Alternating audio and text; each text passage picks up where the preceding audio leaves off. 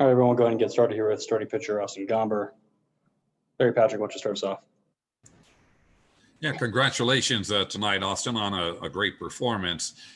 You've got a .95 ERA. You've pitched over 23 innings without giving up an earned run at Coors Field. Yet the reputation of Coors Field over the years has been a bad place for starting pitchers to want to come.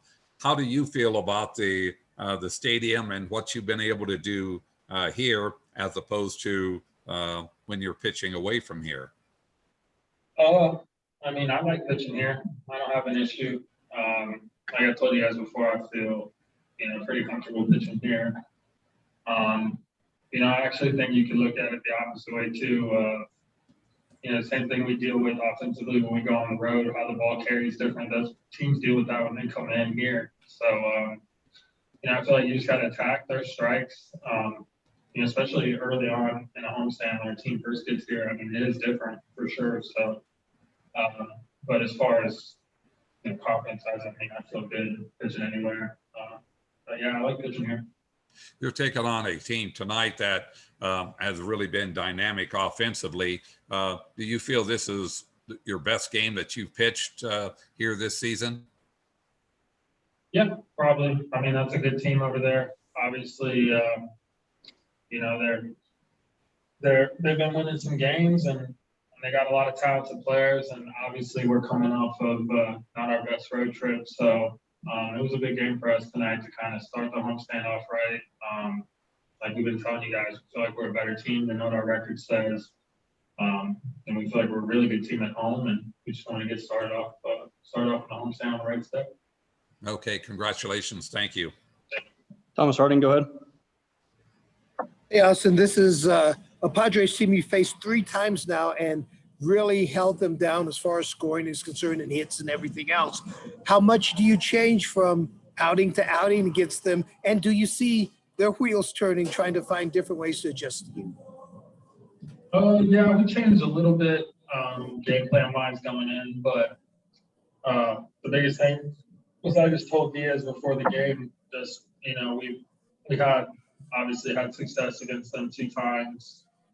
So kind of had a blueprint of, what we wanted to do, but also, just being aware that they've seen me a little bit more this year and they might come out and make adjustments. So just putting a lot of trust in Diaz, kind of, rolling with what he sees back there.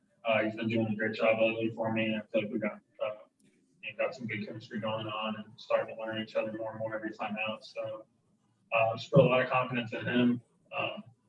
See the numbers down there and just try to execute the pitch. A couple of guys that had decent numbers against you, Cronenworth first and Machado also. Were those guys you kind of circle coming in like, hey, let's do something different, or we know what happened against them before, let's do this thing? What was the plan against those guys? Funny you say that, because that was exactly the plan with Cronenworth. A lot of Machado's numbers, I think, are from 2018 when he was in LA at the end of the year. I faced the Dodgers twice, and he had some good at-bats against me, but I feel like I've done a better job this year, taking that experience and kind of changing what I do against him. But for sure, coming in tonight, the last 2 times I faced him, Cronenworth was a problem. I felt like he grinded me out every at-bat. He hit a couple balls hard tonight, man. He's a good hitter. So we try to change the game plan, and then next time we face him, we'll continue to try to figure out. But he's a good hitter. He's taking good at-bats against me. So we'll continue to look at video and try to figure out a way to be a little bit more successful against them. And finally, just how much fun is it to get this chance where you're starting every 5 days, you're facing guys, maybe some have hit you, some haven't. You get to play that cat and mouse game, study them. How much fun is this for you? A lot of fun, man. Like I told you guys before, very grateful for the opportunity. Very grateful to be here. I'm happy to be Colorado Rocky and just continue to learn and try to get better. Obviously I've been throwing the ball pretty well lately, but there's things I can improve on for sure. Got away with a couple mistakes tonight, so we'll just continue to go back to the drawing board and continue to try. Like you said, I'm having a lot of fun here. A lot more fun when we're winning games, so we're trying to keep that going. Thanks, Austin. Thank you. Patrick Saunders. Hey, Austin, Buddy was talking extensively about your 4-pitch mix, but particularly the changeup and how he thinks your ability to incorporate that has made your other pitches better.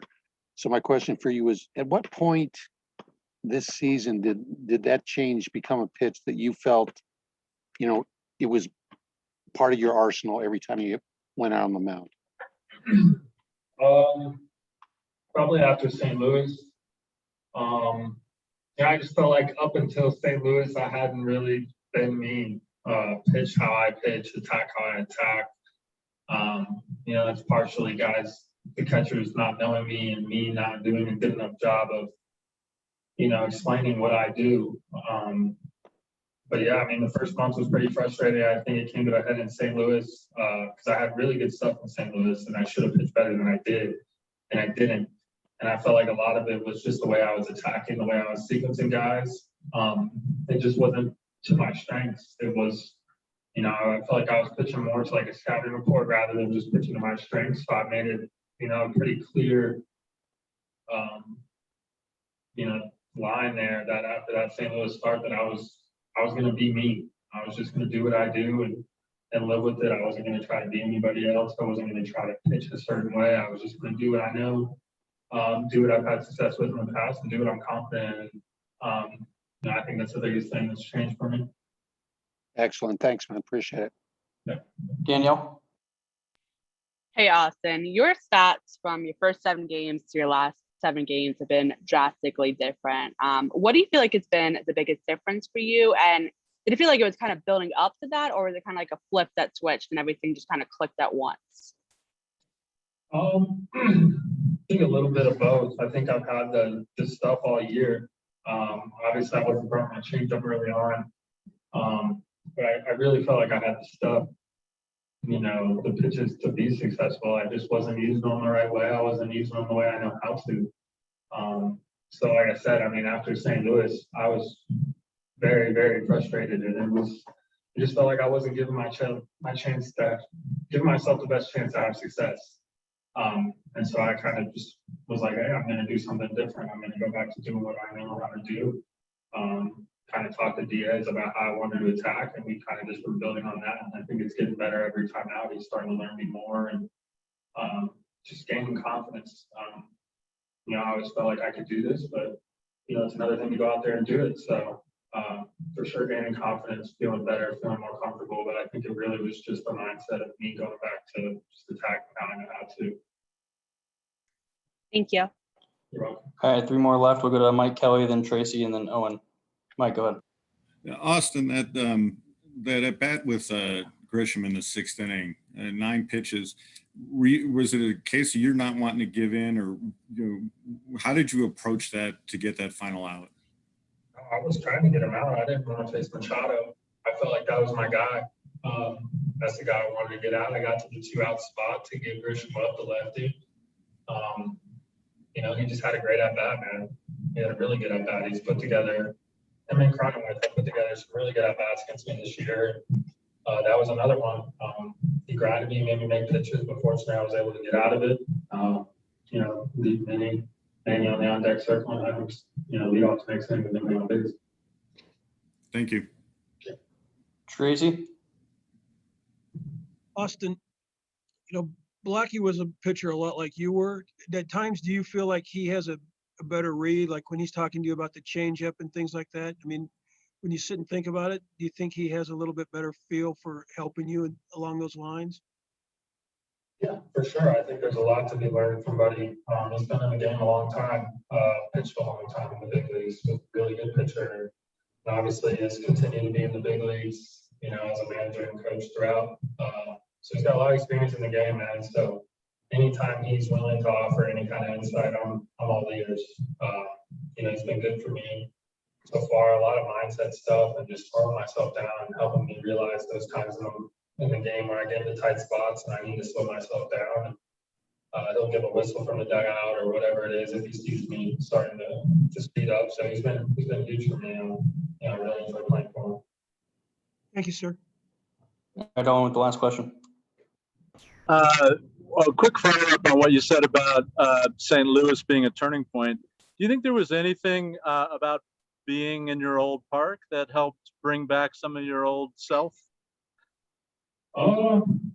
Yeah, I mean, not pitching all there, helping everybody back on it. So, I felt like I should have pitched better. And that's a lot of how the first, month went. Is a lot of days where I felt like I should have pitched better, and just trying to figure out what that was. And after 6 or 7 starts, I kind of realized that it was just, the way I was doing it, the way I was going about it, just mentality. I'm a big believer in, what goes on between the ears is the most important thing. So just kind of trying to change that mentality to attack. I think you see that in my walk totals. I mean, I'm in the strike zone pretty much all the time, and that's kind of the picture that I try to tell you guys I am, and I wasn't doing that early on. So there was a lot of different things, sequencing, attacking, mentality. But I mean, I think the biggest thing is just, just pitching, not afraid, just all the time on the attack has been the biggest thing for me. And 2 more quick things. When you go through the lineup once and hold them hitless, as you did tonight, does that change? I know that's the way you drew it up, but you don't necessarily expect the Padres to follow suit. Does that change the way you approach them the second time, having that success? How does that affect you the second time through? Yeah, it's not. It's obviously we're have all 1, 2, 3 innings, right? Stay in the lineup as long as you can. So to go out there for the fourth, having 9 up, 9 down is a better feeling than not. But biggest thing for me is just try to separate the innings. Every time I go out to the mound, I take a deep breath and it's just wipe the slate clean, whatever's happened before, good or bad. Something I've been doing lately, and I feel like it's allowed me to stay in a good mindset regardless of the results, and just continue to try to do that. And then you were really fired up at the last out in the 8th inning. How did you feel about the potential of going on? Did you try to talk Buddy into another inning, or how'd you feel after 8? I was pretty tired, to be honest with you, and that's what I told him. I mean, we had a good lead, especially with the out runs. We had our closer. Bar's been good for us all year. He's fresh. Top of the lineup coming up. It was just an honesty thing. I felt like I was, a little bit past, the point of where I was making my best pitches. I felt like I was a little tired, and I felt like we were in a good spot to hand the ball over to Daniel, and he got the job done. Great, thank you. All right. Thank you, Austin. Appreciate you taking the time. Yep. Everyone hang tight. We're going to have